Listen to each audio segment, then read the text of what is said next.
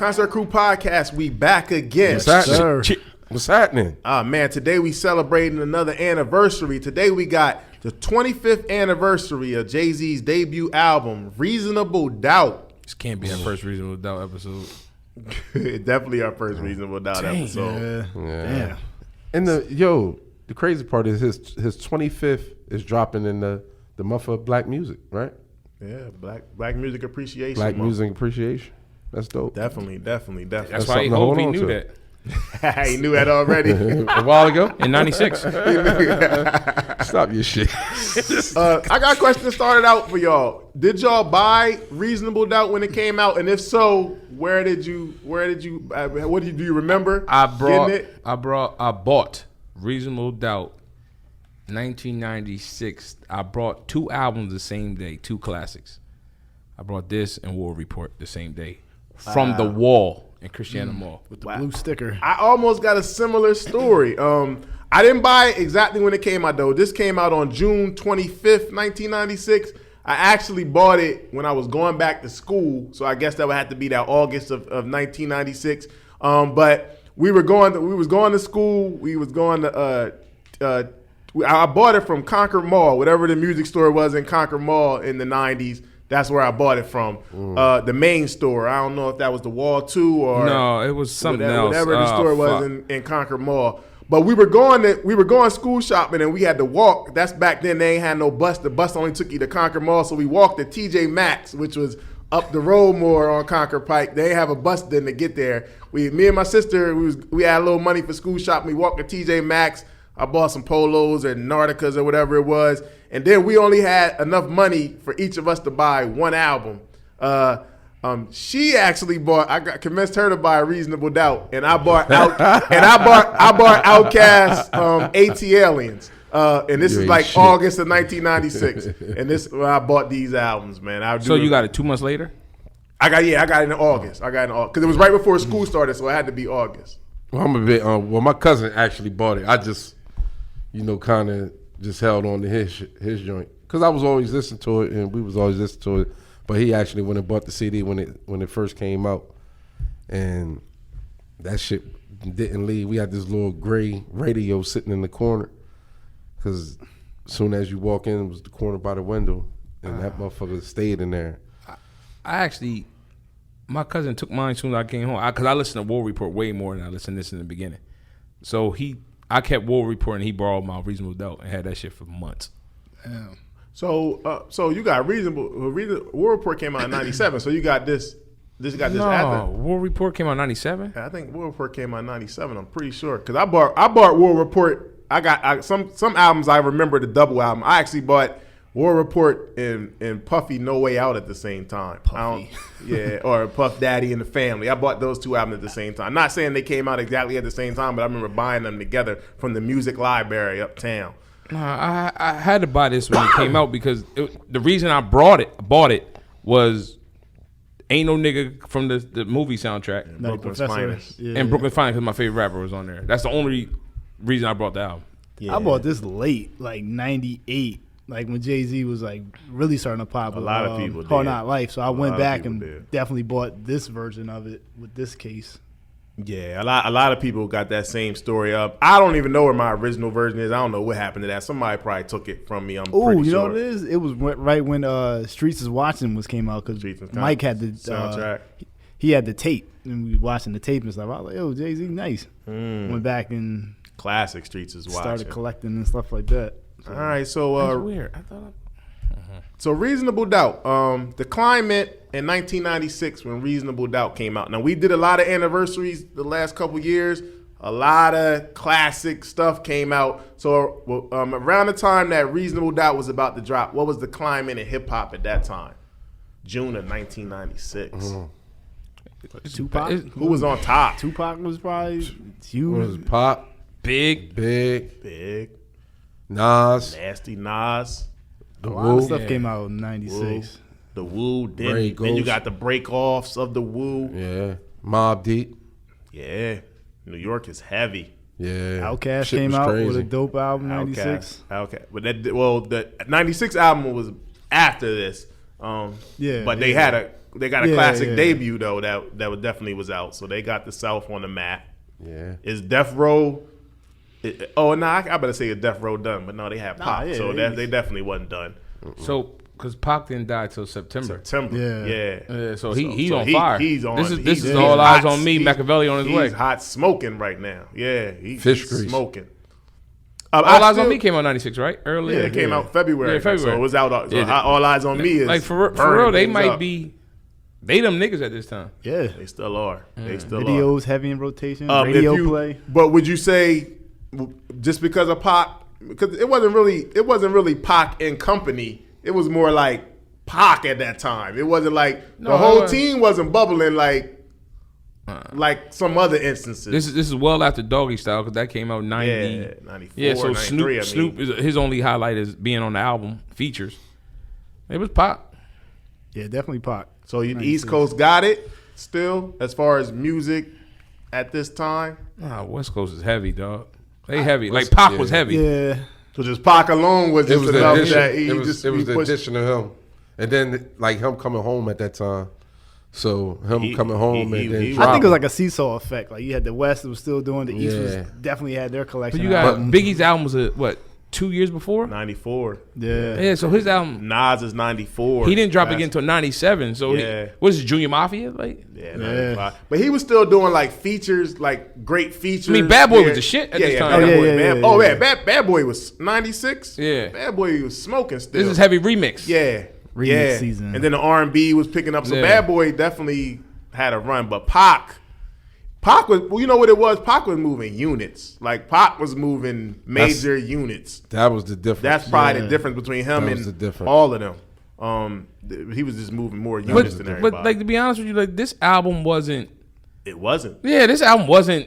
I mean, this wasn't the album that you run into the store to get. No, this wasn't a unit absolutely mover at not. all. Nah, this is not that. This album- album. this After album- Effect. This, Yeah. a lot This of people move caught on. units, not that. A lot of people slept on this album. That's a fact. Let's be all the way real. would say Everybody ain't know what was going on. So That's it's safe it. to say that this album, when it came out, was an underground. I agree. Underground. Yo, I oh, think man, it's it's definitely sad. underground album. It's day. sad because I could have swore I brought the War Report. So I guess I could have got it a year later. But this copy, that's crazy. Yeah, this guy. God. They still original. probably was still selling that copy then. A Yeah, year that shit, later was, they was after just the sitting on album. that shit was probably sitting. Yeah, it must have been. Nah, this. Nah. They was still selling that. They was still selling that for like No, for a what, couple years. what I'm saying the saying back end is was different. they might have They came up with this. shipped. They might have shipped. You know, had work. They used to ship products, so it might have been Yeah. just sitting in the store. 'Cause Because I don't think this went gold. this album wasn't. do shit, nah, right? this album It went after the fact. Yeah, all after the fact. The first year, this album wasn't anything. It didn't have So no maybe plaque. I did get it a year later. So it, Shit. it didn't have any plaque. So let's talk about Jay-Z prior to this album coming out. What did y'all know anything about? What did you know about Jay-Z prior to Reasonable Doubt dropping? I'm gonna say just probably the joint with Jazz though, but nobody was looking for jazz like that. You feel me? Dog, I ain't know shit about jazz. Yeah, that's what I'm saying. nah. Nobody was really. I ain't looking. gonna. I think that was a New York and for thing. real, yeah. But Like for a real, Jeff Morrell turned me on to jazz though, because he has a relationship with one of his cousins or whatever the case may be, and they like the whole Branson wave and all that type shit. They was all jazz on them, but he actually turned me on to him like, yo, boom, boom, do rap, you know what I'm saying? And back in this time, it wasn't like phone accessible like how it is now. So it was like probably like a DVD that you used to get from up there, because a lot of people used to go up there to get certain rap DVDs before the Dirty Money, before that, them joints like that. So In and 96, Jazz and some them was niggas on had there. DVDs in 96. But I'm like, all right, Morales, take that nigga out. You know what I'm saying? Because he wasn't nobody I was looking for like that. Right, you know what I'm right. saying? So it was like, all right, okay. But that's only it, and only by me seeing him, like not hearing him rap though. You know what I'm saying? So I to be I truthful. swear the pickup of the movie soundtrack is what That's made him the not- Nutty Professor. Nutty Yes. Professor. right. So I think that's what kind of like pushed him even more, because it's just weird. Like maybe after Biggie died, and that kind of makes sense at '97. Like then you looking for something with Biggie on it, and then Yeah. this album. because Biggie was in the video, right? Yeah, he definitely. Yeah, was. he was so in that- the so that was like President's a- video and that. He was in on nigga too. yeah, he was in both So that was videos. like a cool cosign. Like you didn't know Jay, but it was like, yo, Definitely. Biggs with him. I didn't really know. I ain't gonna say like I knew. I might have seen the Jazzo thing a couple times, but I didn't really recognize. He didn't have a name, so it wasn't like, oh, he's just the guy. And Jazzo wasn't really to me, on my radar. He wasn't popping like that. Not in my recollection. No disrespect to Jazzo. To me, it was pretty much "Ain't No Nigga." I'm like, oh, that's a dope song. He used to get radio play. Like that's pretty much all I knew about Jay-Z at the time was "Ain't No Nigga," because he wasn't like. It was more like a New York thing with him. It wasn't like he was popping in every region of the country. So "Ain't No Nigga" used to go on the radio. That's all I pretty much knew about Jay at the time. What about expectations of Reasonable Doubt when you might have heard it was coming out? Did you think by "Ain't No Nigga" like he was gonna be that dude? Like I thought, from that song, it's like you just taking a risk buying it. Like I don't know what I'm gonna get. You know what I mean? Like that type of vibe. I brought that shit for 2 hours. Ain't no nigga didn't sell me because I had it on Yeah, the Nutty Professor soundtrack. Yeah, So it was the big aspect is what sold me. Like I want to hear a song with Big on there, and just so happened it was a Fire solid track, album. yeah. Fire album. I think I agree with you, Tez. I think the big. I don't even know if it was even Brooklyn's Finest because I don't know if I even heard Brooklyn's. I don't know. I can't remember or not if I heard it prior to the album. But just the simple fact of seeing him next to Big in a couple things is like, oh, okay, like Yeah. because Biggie was my favorite rapper, so it was like, oh, Biggie co-signing him, so let me support him. I don't remember the whole Biggie push till after Biggie died. Like I don't remember Jay-Z and Biggie really until after Biggie Well, died. there's a whole story behind that, which we're gonna get into a little bit. But they didn't have a relationship prior to like Reasonable Doubt. It wasn't no relationship. Their tie was DJ Clark Kent. Yeah. That's what tied them in. So it wasn't like they grew up together. They was cool. I did hear something about they went to the same high school, but they ain't like. They wasn't cool with each other. Busta Rhymes went to the same high school too. They had a lot of talent at that high school, but they didn't know each other though. Mm-hmm. So I don't think. I mean, unless people gonna really lie, I don't know too many people I that can't can tell lie, brother. that could tell me that they really was like really bumping Jay-Z prior to Reasonable Doubt. I want to meet him in Or- Delaware, at least in Delaware. at least. I want to talk to niggas who really was bumping Reasonable Doubt when it came out. That's a fact. Like it wasn't a wave, man. He wasn't one of them. He wasn't them top 3 dudes when he dropped. I probably can vouch for Dance. Dance was on this shit. I wasn't, but Dance was on this so shit. he wasn't a Pac fan. Who? Nah, Dance wasn't a Pac fan. I was a Pac fan. I was the only Pac fan. Me and Boy Toy. Dance was on this shit. Heavy. For real. And this was when he had the motherfucking little gray motherfucking Subaru wagon. He had the tape and the CD. I remember that shit. Word. No bullshit. Then I remember going to the concert, like when he first started touring for this motherfucker. I got a going to the concert- I concert got a concert story for at sure. Lincoln University. They had the concert up there. Mine was And, mine was at UD. Yeah, I think mine it was was Tremont in. Yeah, Center, I think. I went to that one too, but I went to the one in Lincoln, but motherfuckers ain't really know him like that. And it was and him and Memphis Bleak did the G. Coming to an 80. Yeah, threw the money out there to really get the motherfuckers to really look at it. And he was see what headlining doing. it? I don't think it was headline. He headlined Nah, he mine. probably but wasn't the he headliner. headlined mine, but Yeah, it but that was was a after. small. It was a small. The Tremont. I know Tremont. They had a section though, so it wasn't even a whole thing. It was like a part of it. But my thing, I was with my uncle, and he was. Say his name. He was opening the concert or whatever, and Jay. It was a Reasonable Doubt show, but Monifa was on it with him. So I went backstage. Jay had no cut. I remember it clearly. He had no cut. He was woofing. He had a Versace sweatshirt on. And I was just back there with him. He just seemed like a regular dude. But when he came out to perform, that's why, like you said, this is definitely an underground album. When he came out to perform, it was no girls. It was a bunch of dudes, street dudes, and they knew this is in Delaware. They knew every word to this album. I don't know how close the date was to this compared to when the album came out, but they knew every word in the crowd to this song, to this album, like every word. Like he was killing it. But he was a regular dude. It was a small venue, a small part of that big room, and he was killing it, man. All street dudes though, I no seen him up girls. Lincoln first early. I seen him up Lincoln University early. of Delaware, man. And then my Facts. cousin, she's from Brooklyn. So when she was down here, we went up there. It was her like two of her girls. We all went up there to Lincoln and seen him. That's when I seen him and shit.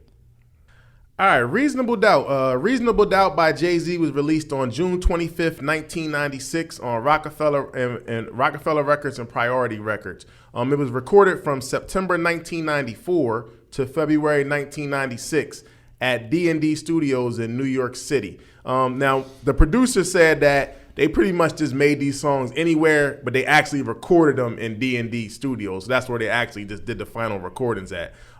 Reasonable Doubt features production from DJ Premier, Ski Beats, DJ Clark Kent, Sean Kane, Jazzo, Irv Gotti, etc. The album was executive produced by Jay-Z, Dame Dash, and Kareem's Big Burks. So let's get right into the songs. First track, Can't Knock the Hustle, featuring Mary J. Blige, produced by Nobody, Sean Kane, and The Hound. That's how you start an album. Dope, Damn. dope. And it's a big feature to start the album. Yeah. Mary J. is a big feature to start your album with. This was the video when the Kaiser Sose part, right? At the end where you start walking straight. Yeah, Yeah, yeah, the yeah, tux on. yeah. Yeah.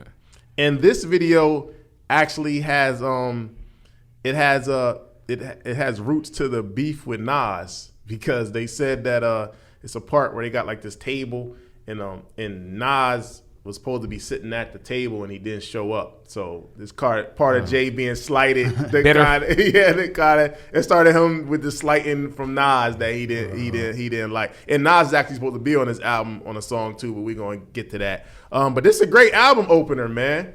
Definitely. This is the third single from the album. To get Mary J on your first album, that's a big. Your first song single. That's a big deal. It's just the way that it's listened to now, and when we put this album on, that takes us mentioning these songs and talking about them at the highest level, because this is like one of the best openers.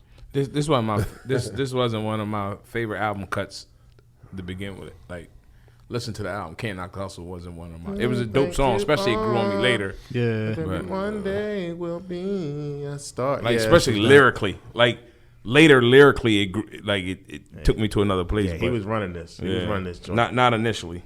Track number 2, Politics as Usual, produced by Ski Beats. This is one of my cuts. Like one of the joints. Like I think Brooklyn's Finest might have been my favorite song off the rip, just because Big was on there. But like later, this became my favorite song on the You album. know how we do.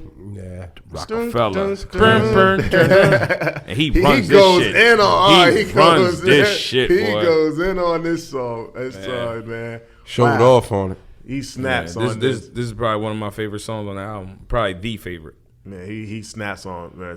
Shout out to Ski Beats. Ski Beats is heavy on this album with the production. Killed the beats on And He that. got some. He got some good production. And he definitely Is he killed still? He still got productions out there, or Yeah, this right here just got him straight? Well, nah, this and one of my other favorite albums of that time was big Ski Beats production was Camp Low. Okay, And he yeah. actually made the beats. He made Feeling It and I think 22 Twos. He made them at the same time that he was making the beats for Camp Low's album. But So the Politics You Lose sounds like a yeah, Camp Low. yeah. So I could see I could see the zone he was in, but He had more of an impact on Camp Low. he did. album. He did. But he's heavy on this album on the production. But And it Politics sound like as Usual. Now that you say it sounds like. How would y'all like describe this beat? Like the sound of it. It sounds like to me kind of like like that old school. mafioso kind of Yeah, like. it well, you know sounds that was kind of like the yeah, theme, but it was yeah. definitely different for rap. Yeah. Different kind of. Actually, when I hear this Sound beat, like some like real- No, it's a school remake. shit. yeah, It's a remake yeah, for sure. yeah. Yeah, what do you mean sample? Yeah, Oh, sample. Yeah, all definitely, of this yeah. is sample. But like when I hear this beat, I think of this album cover. Like it matches the album cover. I don't know what it is about it, but when I hear that sound, The kinda mob, reminds me- mob's yeah. cigar and I agree. He's running this song. Yeah. He running this song for sure. Track number 3 has been mentioned already a lot. Brooklyn's Finest featuring Notorious B.I.G. produced by DJ Clark Kent. This beat, man. This beat is heavy. This beat is Like the one of gunshots. Probably one of the best beats. I'm reloaded. This beat definitely going down one of the. Chicka, best beats nigga, ever. how you figure? You think you big time with Jay Z? Word. You gonna Word. This die was like a- big time. Here This come was the a pain. this was a real situation. He kills this, yo. Just being young and caught up in the whole beef thing, like your favorite rapper, other nigga, like took a shot at Tupac to me, but not knowing that he dissed his girl, taking a shot at Tupac. If Faith had twins, she probably had two Pacs. Yeah. Get it? Two Pac. And the story behind this is that DJ Clark Kent was Biggie's DJ at this time, going on the road with him. DJ Clark Kent, you know, Big feel like I'm that guy in rap. DJ Clark Kent is like, yo, Jay-Z's better than you. He like, Yeah. what? Like, who's Jay-Z? Nah, this Jay-Z dude nice. So Biggie heard the Brooklyn's Finest beat and was like, yo, I need who's that. that? He was Yeah. like, nah, I Nah, already it's got this for already- Jay-Z. Like, yo, you always talking about this Jay-Z guy, always giving him everything. So that's how DJ Clark Kent ended up, you know, introducing them to each other. They kind of clicked. Biggie ended up getting on the song anyway, but Biggie wanted this for himself. He wanted this for himself or a Junior Mafia project. It's He probably, wanted it's it probably for somewhere a whole Biggie joint on this. Oh yeah, beat. definitely. Somewhere. All day. man. All day. This right here just make me think about, like, man, what would, because I enjoyed this more than I enjoyed actually the Biggie Jay-Z song on Life After Death. A lot of so dough. yeah, so this only because of the beat. They was rapping though, but this made me really think like, man, I wish I would have heard that Commission joint like at them in they prime, man, because I ain't gonna say Jay got Biggie, but he held his own, He man. definitely held- he I- held his own. I I will used- give him respect. For somebody I didn't know, he held his own on I this used track. to argue with my boy Psy, and he used to always say Jay-Z. I was like, nigga, shut the fuck up. There's no way he got him on Nah, this I'm not gonna say Jay got him, but nah, Jay it was- held, it was- he held his yeah, own though, he man. definitely did. He held his own, man. Wow, they was, and I just like how they was going back to back, Yeah. like they was killing it. I'm from Marcy, I'm varsity, chump your JV. kind of had like the it was an Ohio Player song called Ecstasy, and kind of like Brooklyn Zoo was like mixed into it. That Yeah. shit was crazy. Plus, they were shouting out all the cities in Brooklyn too. That was dope. Crazy beat by DJ Clark Kent, crazy collab. I think this might have raised his profile. You was talking about, you know, one of the reasons why you bought the album, Taz. Probably especially after Death. Yeah, just him going toe to toe with Biggie and not getting just killed. Like, it's like, okay, this dude must be all right. Who's this guy? Who's this Jay-Z guy? Like, he must be nice. Track number 4, Dead Presidents, produced by Ski Beats. This is the first single off the album. The crazy part is I'm sorry, Dead Presidents 2. Two. Because it was a version before this. This is new lyrics for Dead Presidents 2. which one? The first one was You Want Money Like Cosby. Yeah, Well, that's that the was first one. That's Yeah. the one he Probably had ain't the got video no to. pudding. Yeah. Did this one take it was sample. yours beat too? The sample? No, Did the beat change? No, the beats exactly the same. Okay, so it's the non-sample. Yeah, the Nas The word- sample. Yeah, the world is yours. I'm out for presidents to represent me. Say what? And then he always Yeah. he Yeah. edits it. like listening, the first one's better.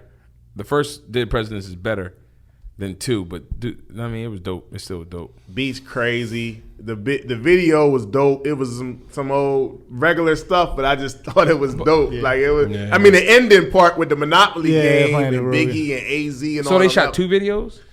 Nah, I don't. I Want Money Like Cosby, who wouldn't, was in that video for sure. Probably don't have no, but maybe he did a For sure. Maybe he did a video for the first version. And I remember him then, sitting on a ledge in yeah, a maybe warehouse. maybe that was the Yeah, first it was like version. a- He just put part 2 on the album. then. Okay, yeah, I yeah, definitely think yeah. that was because it's definitely the Cosby put him. He had the Yeah. no Coogee sweater on. Yeah, I remember that. I remember Yeah. he had the real low. He just cut real low back then. What was the car in there? The Lexus. GS300. Yeah. That shit was tough, dog. Real tough. That back shit then. was Back tough. then. real tough. They had Back the- there, you look at that motherfucker. That motherfucker was big. Like it the was big bar. boy That was like drink, yeah, too. that was like a They big had a deal. tan joint, Big right? boy drink too. Yeah, it was like a tan. It's like a gold champagne. Yeah, gold yeah. drink. Yeah. It's crazy, man. Track number 5, Feeling It, featuring Mecca. She's singing on the track, produced by Ski Beats again. Caught me later. Didn't catch me right off the rip. Something about Feeling It grabbed me. I It's- like this song. You get that man. vacation vibe. You hear Get the that? line that you get from the line. Yeah. If you're feeling it, raise your head in the sky. I remember him in the video just smoking the cigar. That's what I always remember when I When I Call this Me Later. song Not, was crazy. This wasn't a right off the back song for me, but Freaks, this what album's about a feeling classic. it? Feeling it? Did he That grab piano you? riff This and was, that man, this whole album. Well, you know, like I said, over time, I appreciate it more. But like once I start listening to it like that, like really having and so many words getting put onto it, and it getting played so much, I just knew. I started knowing the lyrics, and I'm telling you, me and 400, like we was kind of like backdooring, turning people on, and like, yo, this joint right here. And then he used to talk his shit to me because Biggie, he know I fuck with Pop, and Biggie was talking his shit about Pop in this album. You know what I'm saying? But he knew Pop was at this time was the biggest thing, right? I got a question for you. Did you steal my Jay-Z CD? Absolutely Because not. you definitely stole volume. Absolutely No, not. but So let me ask you this. Before you ask him that question, has he ever admitted to stealing anything from you? Nah, you right about that. But you right definitely- about you that. said you definitely stole volume 1 though. That's I a didn't fact. take You no volume one absolutely from stole you. I volume. didn't take I let volume you. one. No, you didn't steal it. I let you borrow it, and I switched. never. I no, gave we you didn't a CD. damn I gave switch. you a We CD ain't or switched something. nothing. You It borrowed was. it, and I never got it back. What you give me? Swap. Give We swapped me, something out. give me nothing. Was it the We Fuji? swapped something out. Nah, I Probably wasn't. score. I wasn't letting the Fugees It wasn't no go. damn swapping. I It let was you a borrow swap. it. I let you borrow it, and I never got it back again. Now, somebody might have took it from It's not you. no truth for that. I give you the benefit of the doubt that somebody might have took it from you because it happened several Stop that. times. Stop But that. you definitely, Earl, I definitely had a lot this of my before. I CDs definitely had the CD indirectly before like you. that. Nah, it So- wasn't this though. It was volume 1, but you definitely took I it. did and not didn't give take it back. volume 1, man. Volume 1, you borrowed it. I did not borrow didn't it. give it back. I did not borrow it, That's a dog. fact. Miles, we was listening to it. We wasn't listening. We was. We to was it. in practice or something. I don't want to go there because it's gonna bring up bad memories. But you don't definitely. care nothing about it. What you want, swear on me? I'm mad about it. I'm still mad about Well, it. why is that? I ain't gonna lie, because you say you was gonna give it right back. I was calling Man, you get about the fuck it. out of I'm here, telling man. you. You know 20 damn years well I later, ain't you take got that it CD. back. This nigga lying. 20 years And that later, wasn't even my here's your favorite CD. Jay-Z album, but it's still the principle. See you man. later at the podcast, punk. Track number 6, The Evils, produced by DJ Premier. Dear God, I wonder, can you save me? With the murder was the From my case, mind, and soul, the and my prodigy body. on the hook. Devils, man. The Evils. The He Evils, killed that shit. He did. He Man, killed this This shit. is the Primo beat is banging right here. This is Secret Society. trying Trying to put get their it eye out. on me. Man, this Lyrically. is the Jay-Z I like to listen to with a nice up-tempo DJ Premier This beat. beat hard. Yeah. This beat hard. You don't like Ho without Premiere? I do, but it's like that's my favorite Jay-Z when he's in that He said, DJ I never Premier prayed pocket. to God, I prayed to God E. He said, even if Jehovah Witness, I bet he'll never testify. He Dang. killed that. Now Dear this God, song I wonder, can you now save this song- me? now thi- Secret now this Society, song trying to keep their eyes on me. caught me kind of late. To The Evils? like his wordplay. You know where that Prodigy sample came from? No, where did it come from? Because I was trying to remember actually. It came when I from listened to it. Secret LL Cool J's Society. remix. Oh, I shot you. Who Shot You, There yeah. you go. You I Shot absolutely You, right. Because yeah. I was trying to think about that. You Oh, absolutely yeah. right. I shot you. That's sad that Jay-Z came out after I Shot You. He came out. How is that possible? He was kind of like the last one of the that of remix that. might be one of the dopest remixes, like top 5. That remix to that. Hey man, that's another show. That's another show. we'll get into that. But The Evils is crazy. Yeah, that's Primo killed it. Track number 7, 22 Twos, produced by Ski Beats. Caught it later. Woo. Caught This is it like later. an interlude in a song Yeah. all together. It's like a whole- I hated the girl. Yeah, the little talk. It's show just thing Jay-Z again. from Rockefeller Records. And Caught it Can later I though. kick it? Yes, Yes, you you can. can. When I'm gone. He was running this, man. He was running this. Who told me to shut the fuck up? Get him up out of here. I ain't saying nothing until you get the fuck up out of here. Like I was saying. Dame Dash. And, come on, man. 22 twos. He was running this joint. I remember years later, he did a 44 fours live. Yeah. He was killing that joint too. But this was dope though. It was like an interlude song altogether. Track number 8, Can I Live, produced by Irv Gotti. He used a sample again too for Ashanti. Isaac Hayes sample. Well, Irv Gotti produced it. So yeah, but I love this sample, man. It's Isaac Hayes sample. Can I live? Dun, dun, dun, dun, dun. He said, Getting cream, let's do this. It gets tedious, so I keep one eye open, like CBS, man. Whew. No, actually, I said that wrong because it gets TDS. So I keep one eye open like CBS. That's how he said See it. me stressed, right? I like this song a lot, man. I like this song a lot. This beat was crazy to me. Yeah, this feels like also that mafioso. Definitely, theme. definitely. absolutely. He captured Absolutely. this. This is the only song that Irv Gotti got on the album, produced on the album. So he definitely captured it. Irv Gotti got a lot of parts and a lot of classics, man. Irv Gotti was his tough. DJ. He was Irv Irv was Gotti's tough. been around. They go back. They go way back. He go back to the beginning of Rockefeller. I know everybody don't associate him with that, but he go back to the beginning of Rockefeller. Irv definitely got a good ear for beats. I give that to him. All right, next up we got track number 9, Ain't No Nigga, featuring Foxy Brown, produced by Jazzo. Doom, doom, doom, This is the second single on the album. I keep it faster than the next check. No need. For probably the first single that everybody heard though. Yeah. Yeah, for sure. Yeah, Like this definitely wasn't one of the ones that was on the yeah. This was that bounce. Didn't Introduce Foxy Brown too. EPMD use this first? Absolutely. Yeah. Absolutely. this older than EPMD though. Ain't it? No. Hey, EPMD it came out in the 80s, though. Yeah. Late Yeah, 80s. but I'm just saying the like they got it from Yeah, something yeah, else. yeah. Oh, yeah. Of course, everything was a sample. So Yeah. they got it from But EPMD is what introduced it to hip hop at least. But yeah, they definitely got this from EPMD. Man, the Nutty Professor soundtrack took this to another level, Yeah, and this was killing the radio at the time. That was the second single from there, right? What? The Nutty Professor. Touch Me, Tease Me was the first one, right? With Case. Probably. Yeah. And Foxy. Man, was Foxy on there though. too, right? So, Yeah, so damn. who introduced Foxy? Shit. But all this is coming through Def Jam too. Yeah, so that's true. She's That's on true. Def Jam, so they pushing her. But definitely introduced me to Foxy Brown too. But this is a big single, man. This song was big. I can remember this song being on the radio at the same time. I remember I heard a mixtape. It had this. It had the No One Else Total remix on there. Yeah. Like them kind of songs was all like bubbling at the thing at the same time. But and Foxy Brown was on the No One Else remix too. So Yep. she was out there moving. Word. But big song. This is the would y'all agree this is the radio song? No, it's the commercial song. For of a the song. album. Oh, yeah. this was definitely the groundbreaker right here. Definitely got him out there to a different audience. Ain't No Nigga was a big song. Jazzo. People don't know that Jazzo produced this song, man. Yeah. So that was dope. Track number 10, Friend or Foe, produced by State DJ your biz. Premier. It's in the know. Short, but it's a Yeah, banger. there it is. Short joint, but it's a banger. Yeah. Storytelling too. Me, I run the around here show. no more.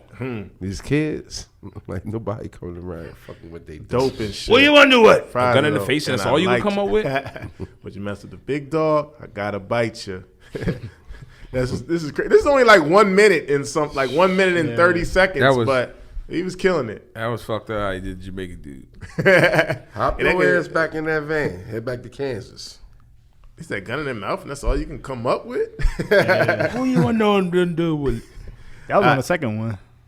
What? Oh, that's Fendifo Yeah. 2. Yeah. Yeah. Fendifo 2 that was on the second volume 1. No, Streets is watching. Yeah, Streets is On Wild. there Watch. first, you right. Yeah. But then it was on volume 2 as Yeah. well. Was it? Definitely Fendifo 2 was on there. Last song.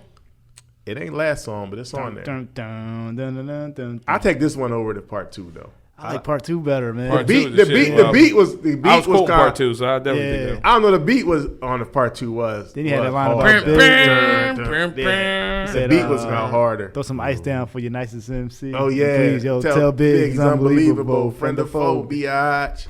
Yeah, that was dope. But Friend or Foe on this album was Oh, dope. it was Slash with the fucking that song on the video. What? Song. It was Slash with one of the songs off of what you call it? Because remember, he in a video, he said throw down some ice for the nicest MC. He did do that Yeah, part. in the video. Yeah. I think that was where I'm from? Yeah, it it might have could been be, where yeah, I'm yeah, from. yeah. Yeah, he did do that part. in the Because video. Rap Game, Crack Game was That was on there Yeah, too. yeah. Yeah, that was on there too.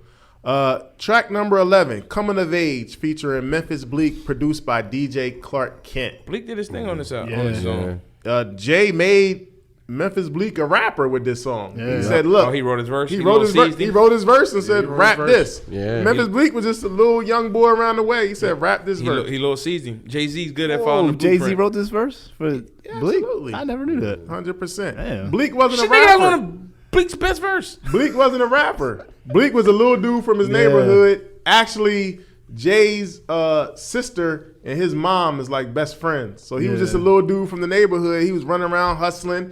Jay said, but he said after this, Jay wanted to make him a rapper, and Jay couldn't find Mr. Bleek. Like, yo, I'm trying to make you a rapper. You know what I mean? Yeah. Like, I'm writing your children. Blake said, man, he had was to- hired from a whole. He had to go find him. Damn. He's like, look, I'm giving you one more shot. Like, and Yeah. then he finally started taking it serious. But he didn't even want to become a rapper. But like, he wrote this and made him bleak. Little Yeah. seized him.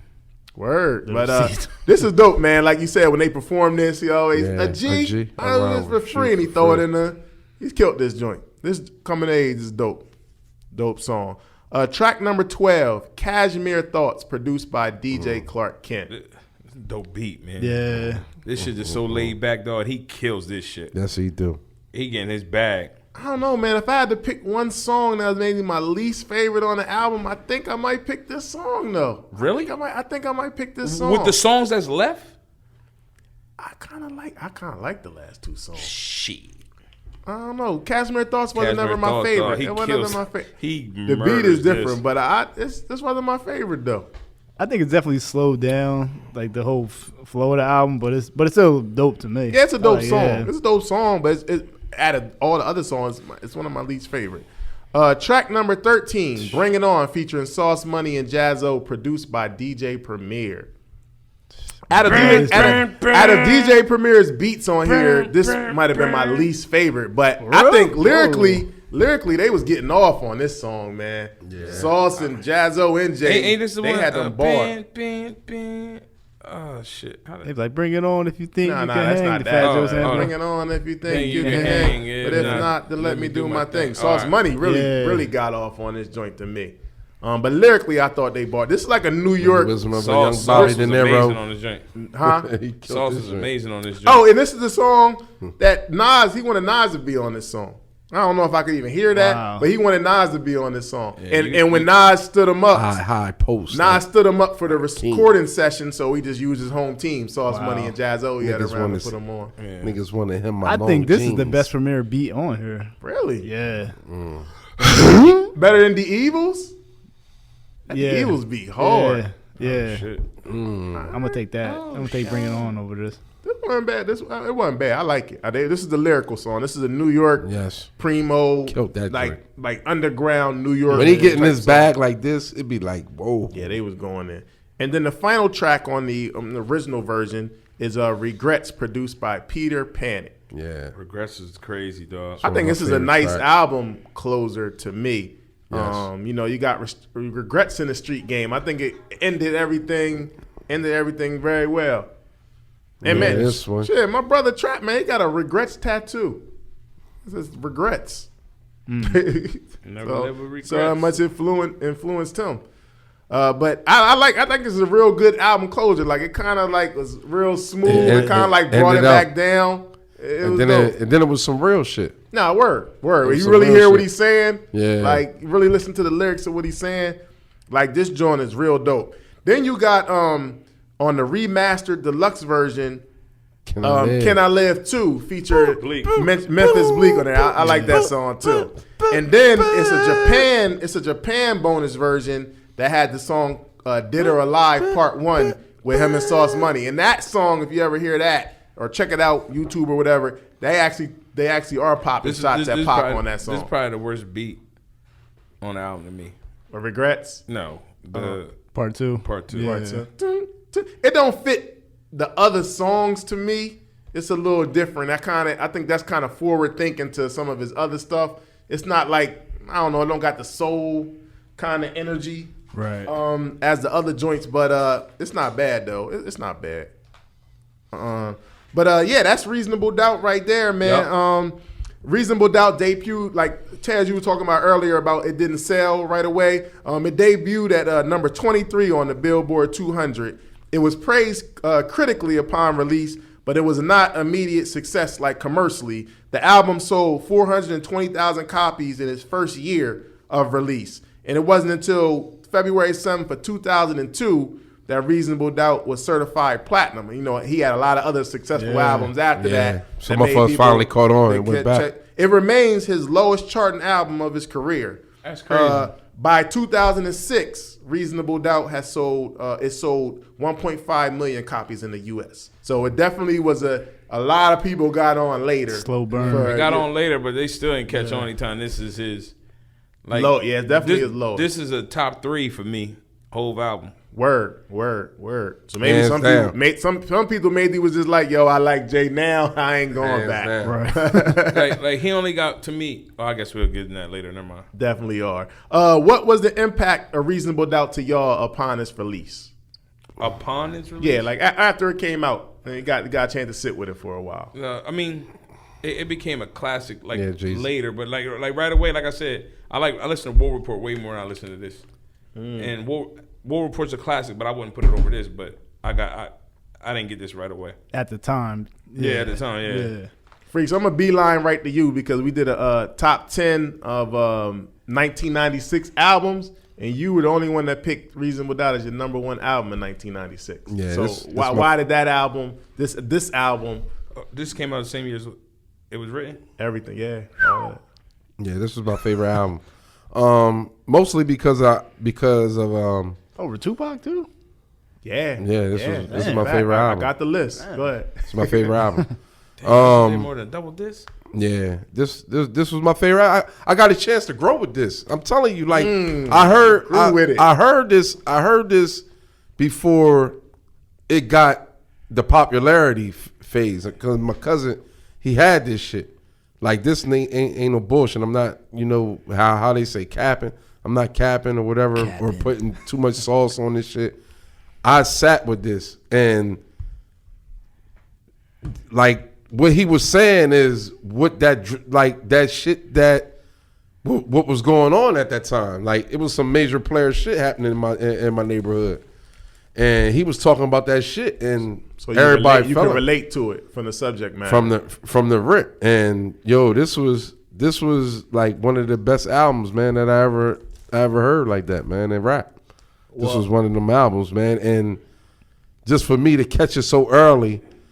And his lyrics and like really like the type fly shit and ball shit he was on, man, it was crazy.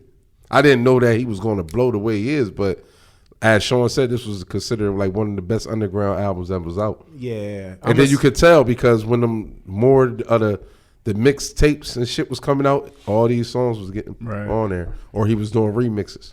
Yeah, I'm gonna go back to that word underground because like don't get this album confused with like stuff he put out after this. Like this to me is an underground like classic. It's like an underground album. This wasn't no big like commercial success. Yeah. This is like the streets at that time was like underground. Like when I went to that concert and seen the dudes, those are street dudes that knew all them lyrics. This wasn't no out in the radio commercial other than Ain't No Nigga. Like this is the underground classic to me. Like one of them joints that you gotta either like it and you was there or you did it. Like it's some people that like Jay-Z that may not know nothing about Reasonable Doubt. Like That's unheard of though. That's blasphemous. But It is, like, you but- gotta. I don't know, man, because like Ready to Die was a gutter album like that. I mean, maybe the labels was the reason. Like he was the first one on his label. Label wasn't really heard of. and he also had trash promotion too, so Right. that may have That could have been it, that but- may have been. like this is one of them albums, man. Like all time Jay-Z great. So if you ain't hear this album, you whatever you got You his late.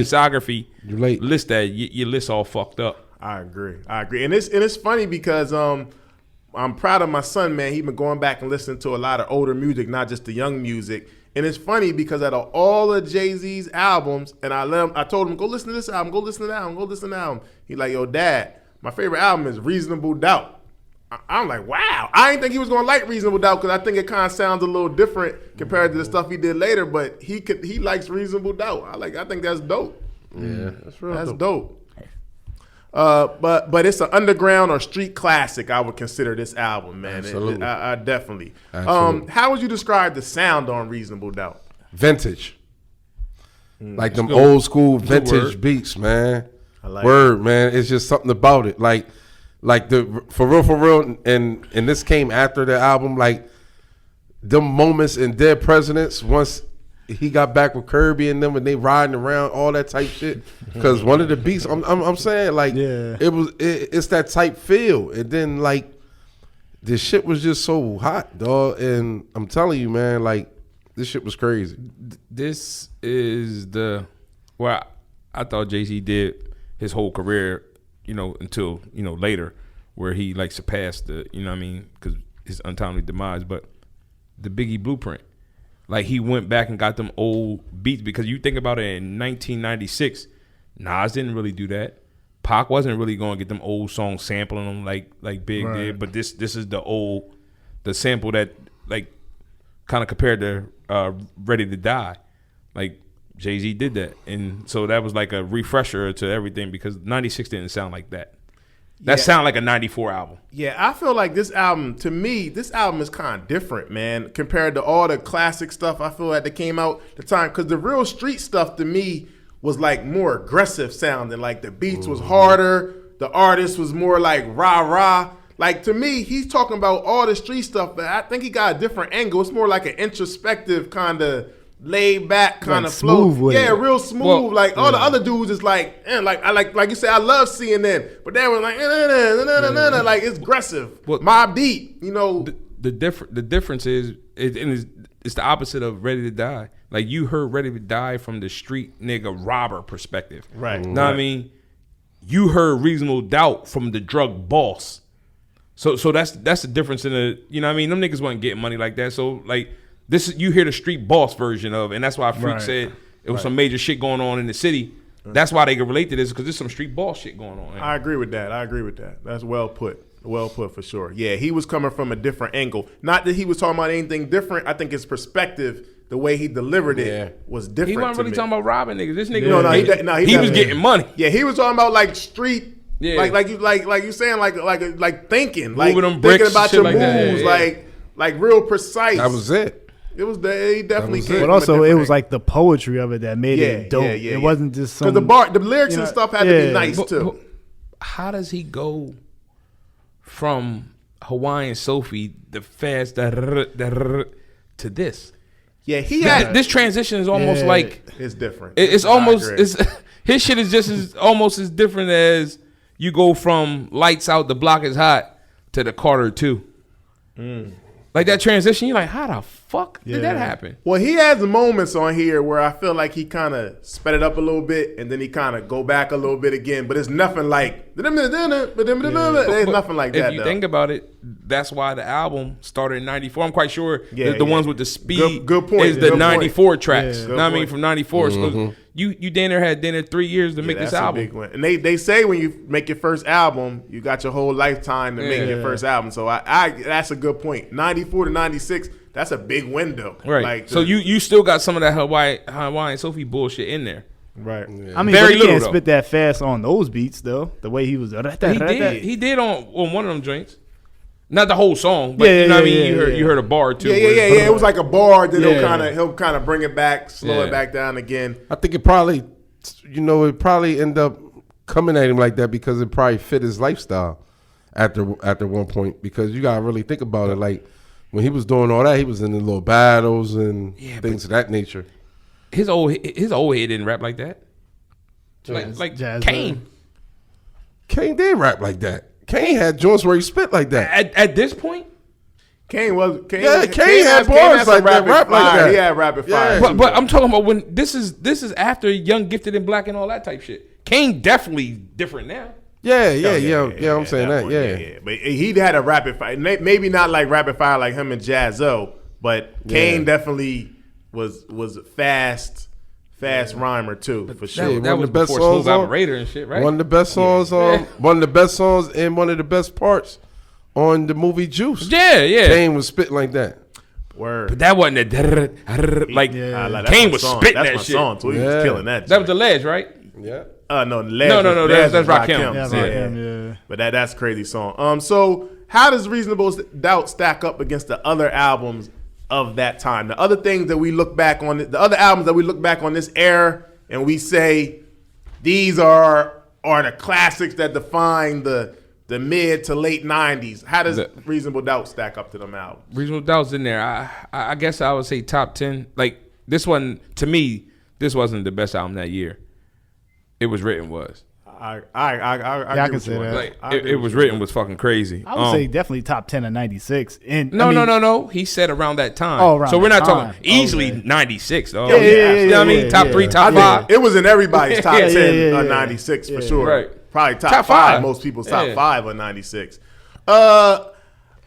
I would say it's right up. I definitely would probably say, I would personally put Ready to Die and Illmatic ahead of it.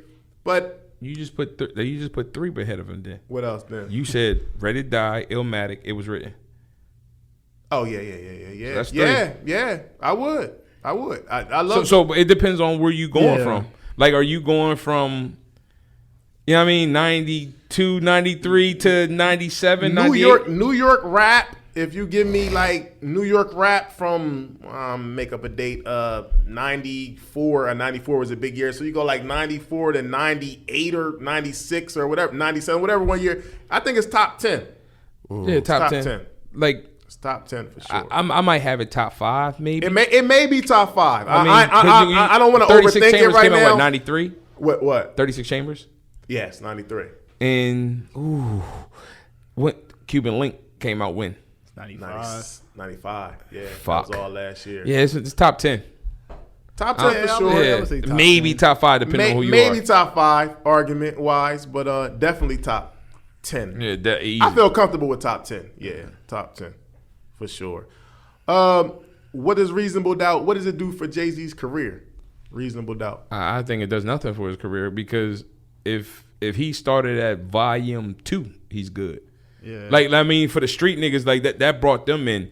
But selling wise, for him to be as big as he is, volume 2 is what really started Jay-Z. Well, maybe selling wise, I can agree with you with that, but I think it laid the foundation for his career. Like it didn't move units, but I think for a respect level to just come up in the stamp hip on it hop, for me. come under the hip hop scene, I think it got him a respect level in the game. Like, Yeah. he put out a classic. Yeah, His you had to listen to this His album. peers considered this. I heard Jada. They did I don't know if it was like the 15-year or maybe 10-year anniversary one year on VH1. They did a special on just this album, and I heard like his peers, like Jadakiss and other people, was like even the song when he talked about Manolo, like Jadakiss was like, man, I heard that, and that John was like, yo, that was different to me. Like this is different. Like so, his peers respected this. I would like to ask him that question, like, yo, when did you get it? Like when did you understand like this was a classic? Did you understand right away? Boom, June 1996 is a classic, or did you like go back and was like, yeah, this is his classic? Because Volume 1 wasn't a classic. Borderline, it had good songs on it, but I don't think it was this. Nowhere near this. I agree with you on that. I agree with you on I that. think Volume 1. I think Volume 1 opened it up for. You know what? I'm gonna say this, even though it's a kind of rewind situation. I think Streets is Watching the movie made Volume 1 better. That's just me. Well, no, It enhanced it. No, See, It enhanced it, yeah. Streets Watching No, was a soundtrack, though. He wasn't even like, heavy on that Streets shit. is Watching came out. Streets is Watching the movie. You talking about the- Streets is Watching came out after Volume 1. My point And exactly. Dame That's why I Dame said put Streets is Watching out because he didn't like the feedback from Volume 1. my point exactly. was And a that's why I fail. said Yeah. that's why if you were listening, that's why I said Streets is Watching made Volume 1 a better listen due to the visual and them revisiting the songs from Volume 1 Hold on, I Streets don't is get what Watching. you're saying because Because Like- in the Streets is Watching movie that they was doing the videos and yeah, shit, yeah. they was reflecting back to Volume 1 doing Volume okay, 1 so they songs. had some of the songs on there. Okay, And Yeah, that's what I'm For saying. instance, when Nas dropped Nasir and the videos came out, Freeze was like, well, this album ain't that bad because now I seen the video, right? Yeah, it's it like, made it you better. know, He it called made it a failure. I Yeah, know, it is. I know. It's still that. It's still I that. know, but I I'm just just said that saying. it made it a little, Yeah, a little with the better. visual was just like, all right, Yeah, the song ain't that yeah. bad, but Yeah. It's Not, the worst like, thing like, ever. like, But that was a bad comparison because both of them albums is better than that. Well, I'm just saying that when I saw Streets is Watching, the whole rollout to that and them Yeah. revisiting the songs that was in Volume 1. I think that Teresa's watching, that movie made Volume 1 a better listen because you went back and like, damn. Yeah, I didn't like Volume 1 as the I'm taking the crown album. Nah, I don't think he. Well, he said that himself. I was gonna say, are you crazy? Yeah. He made a song called "The City Is Mine." No, I'm just saying. You know, like. Then he had my favorite song, "Sunshine." Oh, that was terrible. Come on. I know what Boys Like was on that fucking album too, wasn't it? That was the worst song. That was the worst song on the album. That was Lil Kim. That was Puffy on there. Him and Lil Kim. Lil Kim was on the song? Lil Kim was Yeah. on there. You belong to. Fuck that. I like that song though. Blackstreet was the shit at that time. Yeah, I though. like that song. So I understand where he was going at with that around that time, because around that time Blackstreet was the hottest group. Yeah, No, Big but One. next to that was the problem Jodeci. with Volume 1. They were I trying. was gonna say, how's Blackstreet ever had? They were trying to. I said next to Jodeci. They was trying to take the format of Bad Boy so much on Volume 1, and it just didn't work for them. It just didn't sound right for them. That's what he did his whole career until he snapped out of it and became everything. Yeah. Features. Him and R. Kelly. That.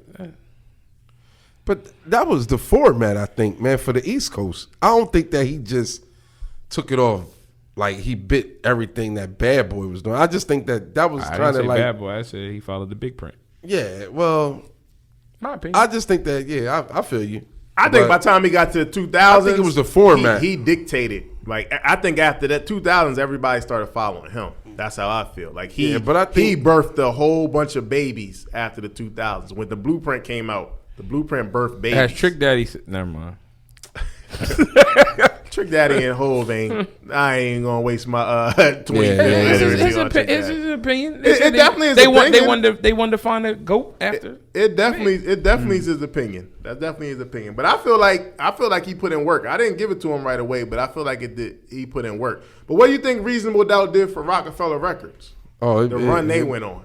Yeah, Getting that stamp of opened it up. approval. Yeah, Just put it out there. everything was paid for Yeah. by them. So I still don't feel that stamp. Like you have a classic under your belt, but I didn't think this did nothing until like Rockefeller wasn't the big Rockefeller, bigger than biggest Bad Boy until later. Well, you know what I feel like? I feel like this did is because from what they said, everybody involved said the label didn't give them much support for this album. So I think this showed Rockefeller that we can put out dope stuff and we can do this it on shit our ourselves. own. We don't need nobody. So again, I think it laid a foundation down, let them know like, oh, we can do all this ourselves. Why are we cutting these people in and they ain't doing it? It was what 2 street albums before he went to the Fame. So this was the first of the 2 street albums. Then he went. Well, I don't think he But, I mean, considered but- Volume 1 a street album, though. I think they wanted Volume 1 is definitely a street album. They wanted Volume 1 to be commercial album. That's why he had Sunshine was supposed to be like Yeah, a radio song. But when you get the Rap Game, Crack Game, Where I'm from, You Yeah. Must Love Me, that's street shit right But they was pushing Blackstreet, Sunshine. Those are the but, singles, those, though. but that's when you was missing. He Yeah, was missing with those songs.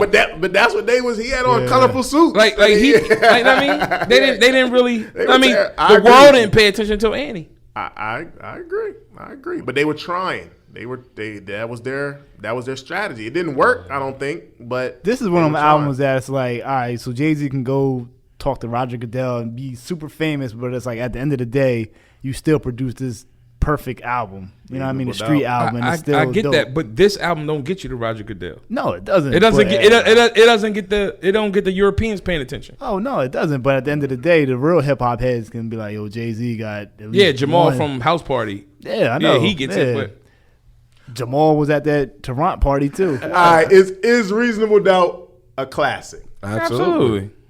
Yeah, Why we would be doing this episode? Hey, it's been times we did this and people Shit. said stuff wasn't classics. But I just wanted to make sure. I definitely think it's a classic. I don't Yeah, think we yeah, did no I know it's sit only down. talking about The score wasn't it for me. But I wasn't even talking about that album, but that's funny. I wasn't even thinking about that when you said that. But you definitely did say yeah, I that. said that. But no. This is easy. This is first ballot classic. Definitely a classic. Yeah, definitely first a ballot. classic. Standing on at the score. I'm not it. Score is a classic. We can agree to disagree on that one. We will. Where does this album rank to you in Jay-Z's discography? We kind of talked about this already a little bit. Top 3 for me. Yeah, I would say top 3. It's not Blueprint to me, but it's probably my top 3 Hove albums. It's my favorite Hove album. I'm not mad All at time. I'm not mad at anybody that says Reasonable Doubt is their favorite Jay-Z album. Just Blueprint. I say the Blueprint because I just feel lyrically he evolved to a point where it was just so different. He was in such a zone. That's why I say the Blueprint. But I'm not mad at anybody that says Reasonable Doubt and holds that near and dear to their heart. I'm not mad at that. I fight with Reasonable. I'm gonna say number 2 though. Reasonable Doubt's number 2 to Blueprint. Yeah, 1. I fight with Reasonable Doubt in Volume 2 for some reason. Volume 2 was that shit. Hard Knock Life. Yeah, Hard Knock Life was that shit. But It was the time. yeah, so was I'm the time that assuming motherfucker dropped. it's in my top 3 for sure. I always felt Volume Then 2 that was Cream like disc. commercial. Remember that Cream disc Yeah. introducing Beanie Siegel? Oh, It was The a Cream Cream disc. It was a double CD. yeah, that's true. But the It was the Cream. right, disc. but Beanie Siegel's on the blue disc too. Yeah, I'm just He's on Reservoir saying. Dogs. But, yeah, I'm just saying. But the Cream disc had more tracks of Beanie Siegel on there. Yeah, you right. All right, now it wouldn't be right. You know, I know we're celebrating a Reasonable Doubt, but at the same time that we're celebrating this, they're actually in court arguing about Reasonable Doubt. So we got, Dame, and some of this is very clickbait, and the titles are they're misleading to what's actually going on.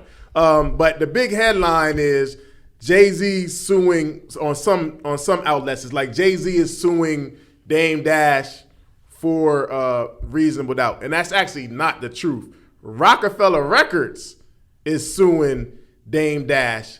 Rockefeller Records is not Jay-Z anymore. They're separate entities. They sold Rockefeller Records. But the only thing that Dame and Biggs and Jay still own together is Reasonable Doubt. That's the only album that they own together. Jay-Z bought his masters back for all his other things, so he owns his masters, but they own this together. Dame was saying that Jay made him, and this is what Dame said. Dame said that Jay offered him a certain amount of money, whatever, to buy his part of Reasonable Doubt. Dame said it was too low. So Dame said he's trying to sell. They're saying that Dame's trying to sell Reasonable Doubt, and he don't have, can't. and he doesn't have the ability to do that. Dame said he's trying to sell his share into Rockefeller Records. So I don't know what the truth is behind that. But Jay did send his lawyer to court and tried to block the part of the sale because he's like, well, you can't sell anything because I own it with you. So I don't know. I can mess, sell my man. share 1/3. I can sell my share, but if But he's saying he's trying to sell. They're saying making it seem like he's trying to sell the whole thing. if this means this much to Jay-Z, he could become majority owner if he offered him, what he wants. buy the whole thing. And you got to think this dude's a billionaire, right? So I'm quite sure he's not asking for that. He's not asking for $100 million or nothing like that because like you said, the album only sold to this date what? Yeah. Right. So it's 1.5 million. It's sentimental That was in 2006 value. though, right? 2006. Yeah, it so may, it probably it may sold be more. double platinum. But you got to also understand, if you take it back to the whole Rockefeller breakup, Jay, remember when they had a conversation when they actually officially broke up, Jay said, They can have you everything. can have all Rockefeller Everything. and everything if you just give me Reasonable Doubt. So this album means something to him. It's like his baby. But- it ain't about the Well, in album that case- He sales. was trying to give up everything. He said, I don't care nothing about the Rockefeller You Records. can take Rockefeller Records, the brand, the you can label, take everything. all- Just give me Reasonable Doubt. And Dame said no. So Jay already knew the play. Like, they going to give it to me already. Just give me Reasonable Doubt. You can have everything. Right. He didn't give it to him. So they sold it to Def Jam or whoever owns it. And then they gave it to Jay. Like, what we going to do at Rockefeller Records without you? You Right. take it. Yeah, that's fine. So- but still, the play is this. Yeah. No, I mean, he wants this. He didn't. Anytime you say you don't want something and I want this, that's the part that's valued to him. Right. Yeah. No, I mean, so you maybe known that this nigga was gonna turn into a billionaire at some point. Like he's gonna counterpart himself, and I still have something you want. All was the his money in build. the world he got in the world. he still wants that. That was Well, his I meal think ticket. from the way it sounds from Dame, I don't know exactly how I feel. It sounds like Dame would sell it, Yeah, but it 30 sounds mil. like you want to. The price is going to. You got to come right. I don't know what Jay might have offered him. I don't know, but he said it was low. So I just think it looks ugly. I just don't. I just want them to kind of. If y'all don't want to deal with each other, don't. But I don't. Like at some point, y'all made a lot of money together, man. Like, and they mean a lot. Rockefeller means a lot to hip hop. So Right, yeah. to have these two going back and forth, it ain't good to me, man. I agree. I guess that friendship is done forever.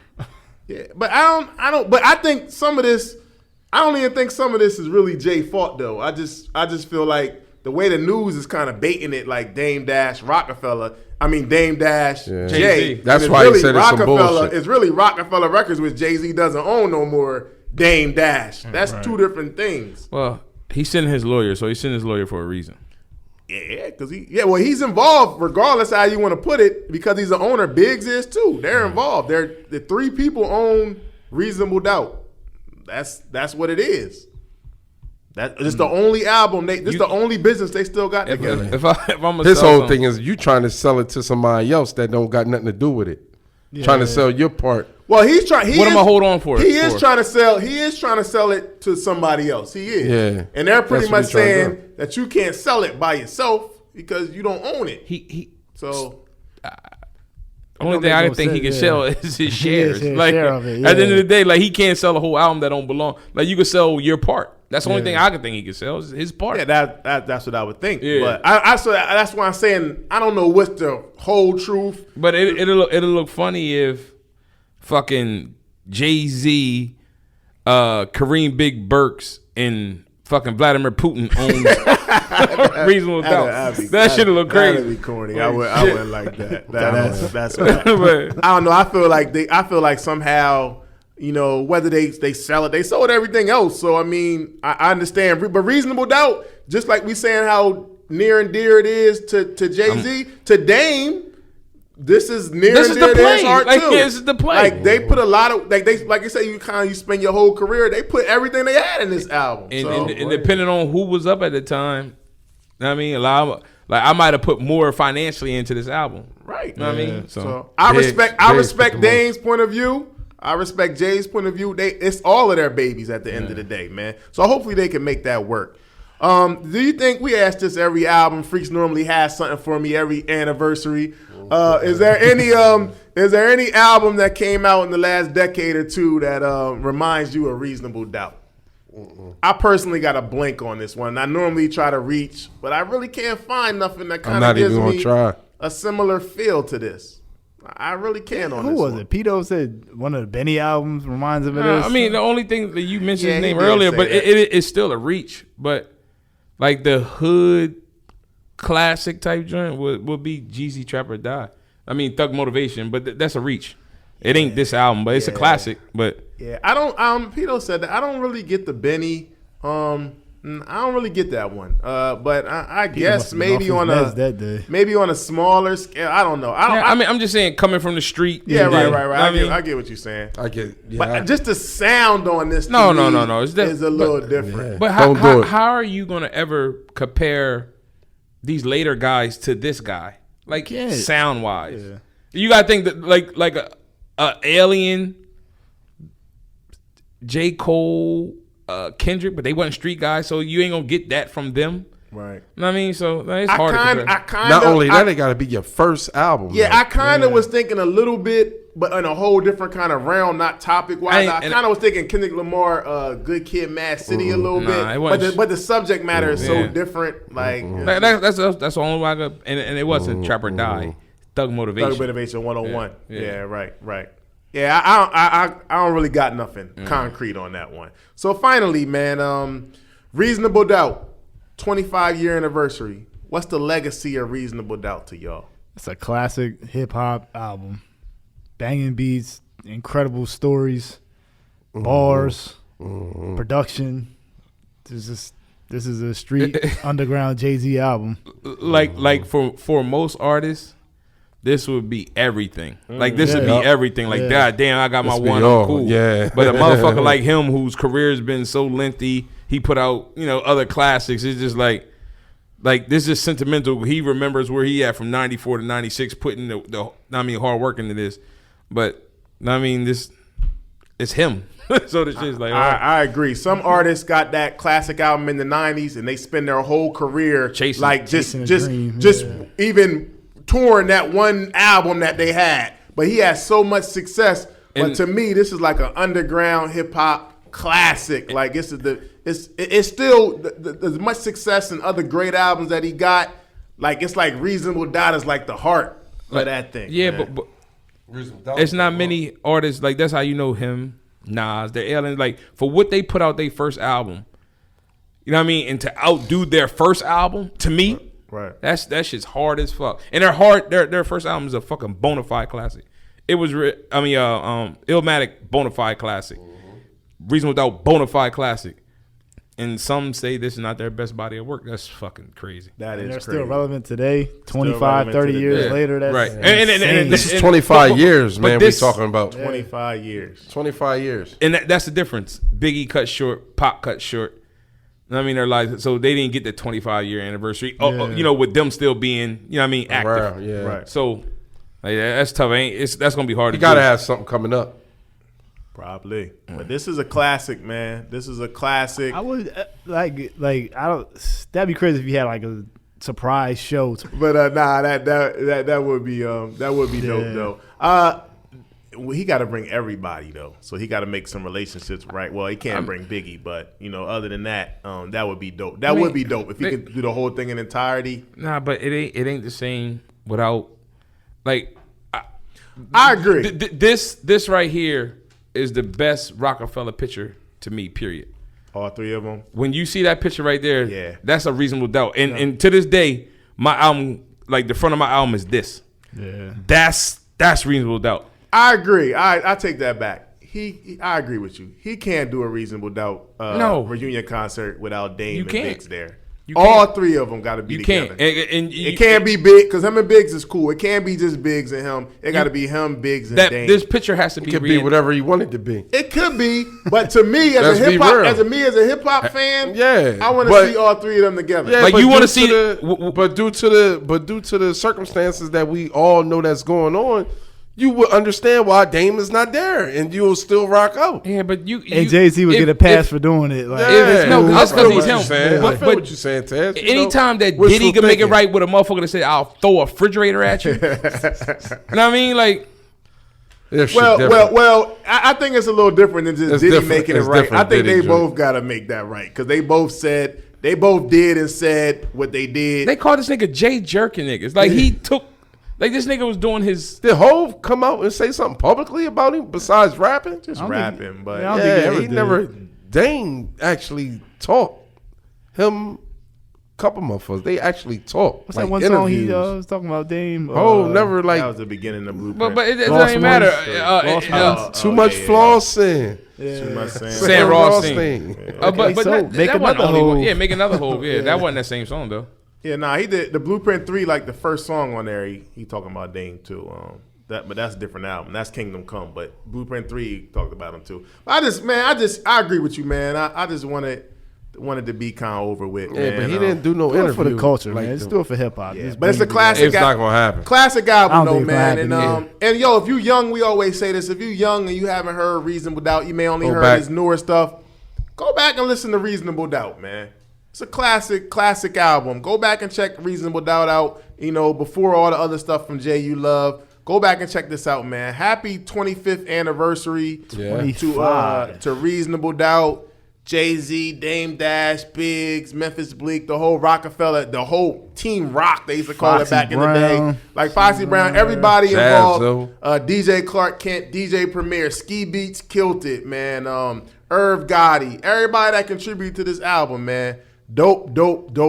Classic album, Reasonable Doubt. Happy 25th anniversary. But yo, we're going to keep on celebrating these albums, man. Absolutely. Keep That's on what we giving do. love. This is what we do. We Concert Crew Podcast. Make sure y'all go follow us at Concert Crew Podcast. Make sure y'all go download, subscribe. We on all digital platforms, man. We here. Make sure you go to our YouTube page, subscribe, check out all of our videos. Yo, we here. We ain't going nowhere. Yo, Pito, hit us with the fader. We out. Yeah.